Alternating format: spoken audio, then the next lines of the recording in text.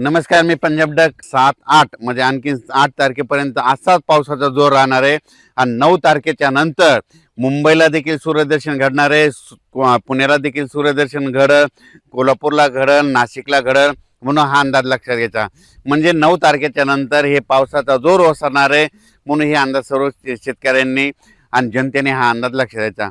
त्याच्यानंतर राज्यातली परिस्थिती बघता राज्यामध्ये काही भागामध्ये आज बरेच भाग सुटलेला आहे, तर त्या शेतकऱ्यांसाठी आनंदाची बातमी. आज म्हणजे पुण्याकडे पाऊस जोरात सुरुवात झाल्याच्या नंतर बारामती एरिया 2, तसेच बीड जिल्हा, त्याच्यानंतर सोलापूरचा इकडं उत्तर सोलापूर, त्याच्यानंतर ह्या भागामध्ये आज बऱ्याच भागामध्ये पाऊस सुरू होणार आहे.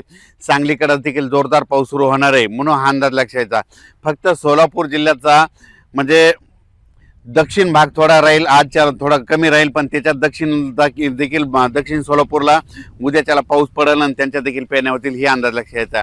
त्याच्यानंतर लातूर जिल्हा, बीड जिल्हा, परभणी जिल्हा, जालना जिल्हा, अहिल्यानगर आज दुपारनंतर 2:30च्या नंतर इकडे देखील बऱ्याच भागामध्ये पाऊस सुरू होणार आहे, म्हणून हा अंदाज लक्षात घ्यायचा. आणखीन 2 दिवस म्हणजे मराठवाड्यात देखील पाऊस असणार आहे, म्हणून मराठवाड्यातल्या शेतकऱ्यांनी हा अंदाज लक्षात घ्यायचा. म्हणजे मराठवाड्यामध्ये सांगायचं झालं तर लातूर जिल्हा, धाराशिव जिल्हा, बीड जिल्हा, परभणी जिल्हा, जालना जिल्हा, संभाजीनगर, हिंगोली जिल्हा, नांदेड जिल्हा, मराठवाड्यात देखील आज दुपारच्या नंतर चांगला जोराचा पाऊस सुरुवात होईल. आणि 2 दिवस म्हणजे 7 आणि 8 म्हणजे 8 तारखेच्या नंतर मराठवाड्यातले देखील पावसाचा जोर उसरणार आहे. 9 तारखेला मराठवाड्यात चांगलं सूर्यदर्शन घडणार आहे, म्हणून हा अंदाज मराठवाड्यातल्या शेतकऱ्यांना लक्षात घ्यायचा. ज्यांची कोणाची पेरणी राहिली असेल, जर जमिनीत ओल असेल तर तुम्ही तुमच्या पेरणीचा निर्णय घेऊ शकता. त्याच्यानंतर सांगायचं झालं तर विदर्भाकडे पूर्व विदर्भाकडे आजच म्हणजे वर्धा, नागपूर, भंडारा, गोंदिया, चंद्रपूर, यवतमाळ तिकडे आज देखील पाऊस सुरू आहे.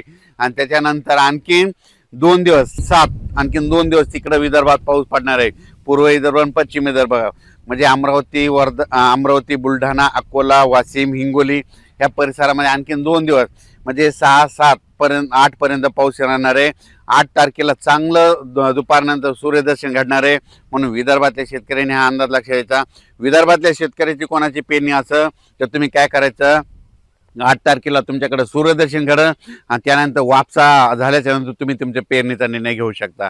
त्याच्यानंतर सांगायला उत्तर महाराष्ट्र, नंदुरबार जिल्हा, धुळे जिल्हा काही भाग आणखीन सुटलेला आहे, पण नंदुरबार, धुळे, जळगाव आणि नाशिकचा काही भाग म्हणजे पट्टा, त्याच्यानंतर इकडे श्रीरामपूर, अहिल्यानगरचा काही भाग वंचित आहे, तर त्या भागामध्ये आज दुपारच्या नंतर 2:30च्या नंतर तिकडे देखील पावसाला सुरुवात होईल आणि त्या भागात पाऊस पडेल आणि त्यांच्या देखील पेरण्या लागू होतील, म्हणून हे अंदाज लक्षात घ्यायचा.